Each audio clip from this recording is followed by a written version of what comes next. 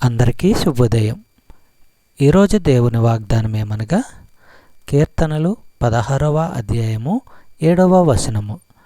నాకు ఆలోచనకర్త అయిన యెహోవాను స్తుతించెదను. రాత్రి గడియలలో నా అంతరంద్రియము నాకు బోధించుచున్నది.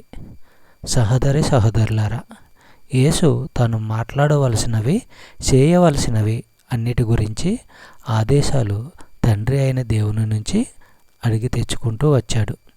రాత్రింబవళ్ళు ఆయనలో ఉన్న దేవుని పవిత్రాత్మ ద్వారా దేవుని నుంచి ఆదేశాలు ఆయనకు వచ్చేవి.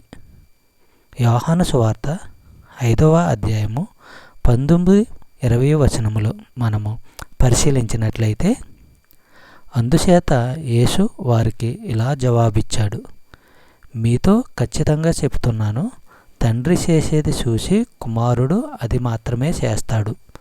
తనంతట తానే ఏదీ చేయలేడు. తండ్రి ఏ పని చేస్తే కుమారుడు ఆ విధంగానే చేస్తాడు. కుమారుడంటే తండ్రికి ప్రేమ. తాను చేసేదంతా ఆయనకు చూపుతాడు.